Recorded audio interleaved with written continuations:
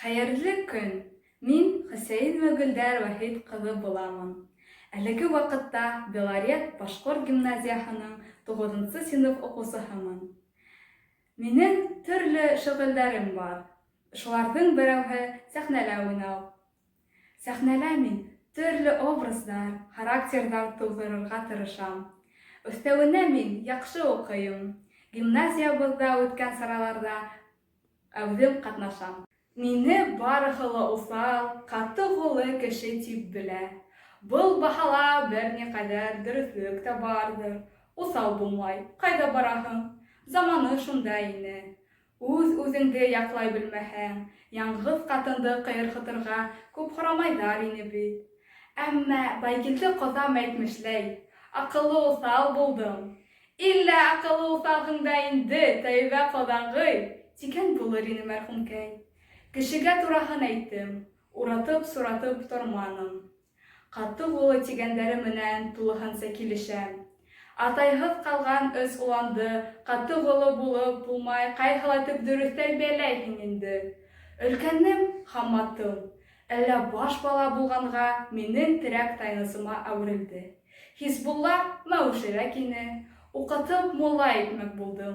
Әммә әллә ни барымы булманы уҡыуға.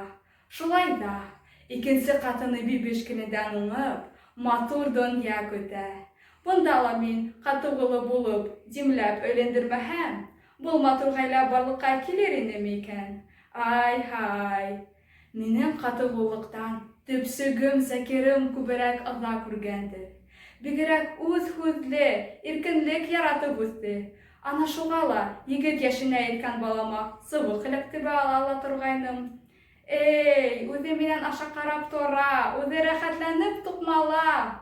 Туҡмала тигәс тә, уға ысынлап һуғып буламы инде? Мин һуҡҡан һайын, әлеү, ҡайһы еремә һуҡһаң да һуҡ, тик башыма теймә. Юҡһа, йыйып ҡына йыйған белемемде осороп ебәрерһең.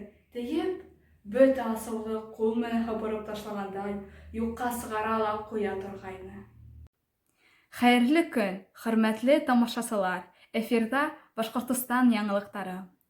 Башҡортостан башлығы Ради Хабиров мәғариф һәм фән министрлығына 1 октябрға тиклем ваҡыт эсендә республика юғары уҡыу йорттарының стратегик үҫеше буйынса тәҡдимдәр әҙерләргә ҡушҡан.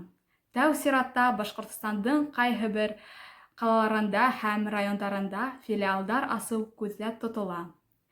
Спорт яңылыҡтары. Кировта Волга буйы федераль округының грек-рим көрәше буйынса беренселеге старт алды. РСФСР-ның атҡаҙанған тренеры Пушкарев иҫтәлегенә арналған ярышта 18 йәшкә тиклемге спортсылар ҡатнаша. Янғын көндәлеге. Киске сәғәт 10-ға ҡарата дөйөм 9,5 гектар майҙанда 2 ут сығыу осрағы асыҡланған. 3 урманды янғыны һүндерелгән. Баймаҡ, Әбйәлил, Иен-Сура райондарында. Бынан тыш Баймаҡ, Һәйбулла, Бөрйән һәм Белорет райондарында 7 ут сығанағы ҡаршы көрәш дауам итә. Шуларҙың 2-һе ҡамалмаған. Яңылыҡтар сығарылышы тамам. Имен-аман торайыҡ. Һау булығыҙ.